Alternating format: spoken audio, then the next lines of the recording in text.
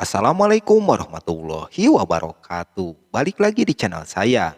Di video kali ini saya akan membawakan alur cerita anime yang berjudul Solo Leveling episode pertama. Oke, tak usah berlama-lama lagi, langsung saja ke alur ceritanya.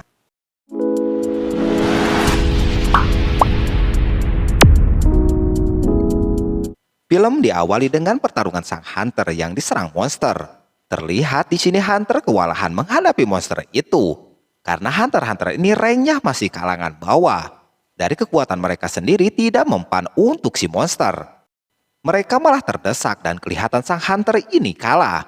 Tapi tak lama berselang datanglah sang hunter yang beranking S. Dia menolong hunter kroco yang kalah oleh si monster. Juga dia mengobati hunter rank bawah itu dengan kekuatannya sampai sembuh begitu. Terlihat orangnya lagi mengobati itu terancam dari serangan monster.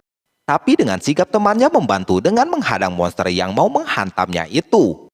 Dia tidak sendirian, ada juga teman satunya lagi. Jadi terungkap mereka berdua ini adalah satu kelompok kayaknya dari rank S. Nama-nama dari tiga orang itu ada Minobe, Taiga, dan Puki. Setelah itu datanglah monster seperti bosnya. Tapi Puki beranggapan kalau ini bukan dari bosnya, akan tetapi monster ini adalah gerombolan pemimpinnya. Taiga menyuruh Minobe untuk cepat mengobati hunter kroco-kroco itu. Gak pikir panjang, Taiga juga Puki melawan monster itu dengan rapi. Dari kerjasama mereka berdua berhasil mengalahkan monster itu dengan mudahnya atas kekuatannya yang begitu cantik. Akan tetapi setelah mengalahkan monster itu tak lama datang kembali gerombolan monster sama persis sama yang barusan dikalahkan. Taiga semakin bersemangat atas kedatangan monster itu. Dia seakan berubah akan mengeluarkan kekuatannya. Puki sendiri pun sama dia mengeluarkan kekuatannya. Di kelompok lain mereka juga dikepung sama monster yang sama. Pemimpin dari kelompok itu bernama Migomi. Terlihat para bawahannya siap untuk melawan monster itu kapanpun. Migomi dengan kekuatan apinya menghantam monster itu. Tapi apalah daya karena terlalu banyak monsternya, Migomi menyuruh bawahannya untuk melawan monster-monster itu. Dan sekarang cerita kita mundur dulu ke beberapa tahun ke belakang.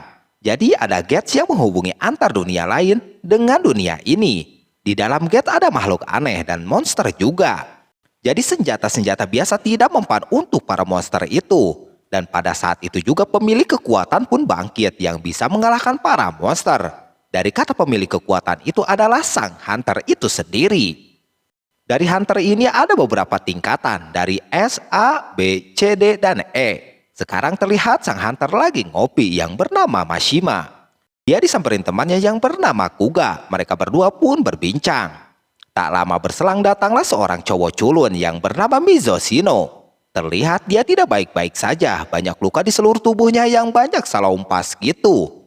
Terungkap kalau Mizoshino ini hunter yang lemah. Sama teman sekelompoknya pun dia diremehkan begitu. Karena Mizoshino masih rank paling bawah, yaitu rank E. Mizoshino pun sadar diri, dia tahu banyak yang ngomongin dia, tapi apalah daya emang kenyataannya begitu. Tak lama berselang datanglah cewek cantik yang bernama Mizuki. Mizuki menanyakan luka yang dialami Mizoshino. Mizoshino menjelaskan kejadian dia sampai babak belur begitu. Menurutnya dia begini karena dirinya terluka di dungeon tingkat E. Juga pada saat di dungeon mereka tidak membawa healer, jadi tidak ada yang mengobati. Maka dari itu menurut Mizuki ke dungeon gak bawa healer adalah hal yang bodoh bingit. Tapi Mizoshino dengan santai, gak apa-apa, lagian dia sadar dia inilah yang paling lemah.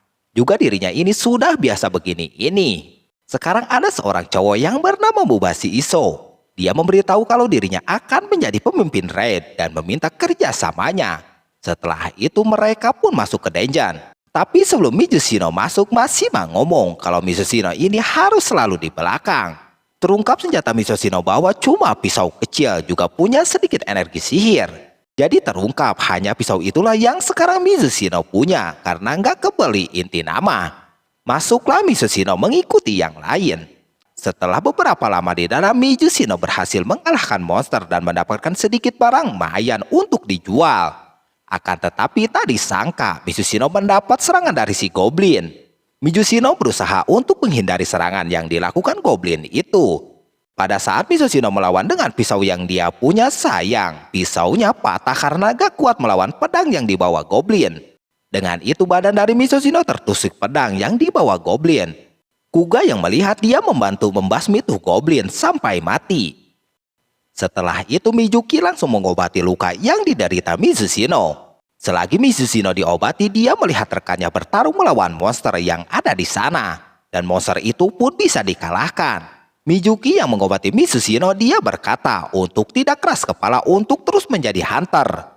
Yang mana nantinya Mizushino bisa kena musibah yang lebih parah dari ini. Mizushino mendengar rekannya yang belum puas dengan pendapatannya yang masih sedikit. Mizushino sendiri dia juga cuma dapat satu batu sihir tingkat E.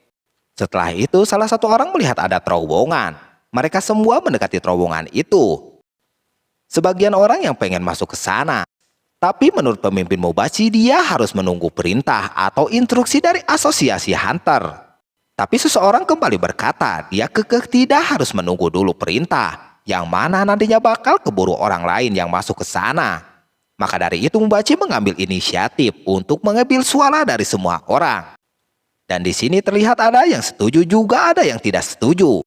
Jadi sekarang yang setuju 6 orang, juga yang tidak setuju 6 orang juga. Dan Musashino yang paling bucit, apakah dia akan setuju apa tidak? Karena dia membutuhkan uang banget untuk keluarganya, dia dengan berat hati harus setuju. Di sisi lain, grup dari Megumi dia terus merekrut sang hunter untuk memperkuat grupnya ini yang kemarin kalah oleh si monster. Sekarang di jalan terlihat cewek yang dijamret oleh si pembawa motor. Dan terlihat seorang cewek cantik berdiri di tengah jalan sembari dia melompat dan mengambil tas jambretannya itu. Si jambret pun langsung oleng dan labuh mereka berdua ini. Sang pemilik tas pun berterima kasih kepada cewek cantik itu karena sudah menolongnya. Terungkap cewek cantik itu bernama Kousaka Shizuka. Dia ini hunter tingkat S. Karena banyak yang kenal, dia pun merasa risih dan tak lama dia pergi dari kerumunan itu. Kembali ke petualangan di Denjan. Mereka pun terus berjalan menuruti terowongan itu. Di perjalanan Mizushino meminta maaf kepada Mizuki karena dirinya memilih lanjut. Mizuki jadi ikut melanjutkan perjalanan ini karena Mizushino. Karena Mizuki selalu mengobatinya, Mizuki meminta nanti untuk mentraktir dirinya makan bareng. Tak berselang lama mereka sampai di gerbang. Dan di gerbang atau pintu itu sangat besar banget. Di tempat lain Goto Kiyomi, dia ketua asosiasi hunter, memberitahu kepada orang yang akan menjadi hunter nantinya. Jadi menjadi hunter ini sangat berbahaya, juga memberitahu yang lainnya juga oleh si ketua ini. Kembali lagi ke Denjan. Setelah masuk ke dalam, di sini terlihat api-api menyala dengan sendirinya. Juga di dalam terlihat banyak patung-patung besar. Salah satu orang pun melihat ada tulisan di sana. Mubashi langsung membaca dari tulisan itu. Ternyata itu aturan dari kuil Kartenon. Yang pertama harus menghormati dewa. Yang kedua pujilah dewa. Yang ketiga buktikan keimanan. Pada saat Mubashi membacakan aturan yang ada di sana, Mizuki melihat mata patung yang bergerak. Tak berselang lama pintu pun tertutup dengan sendirinya. Mereka pun panik bukan main.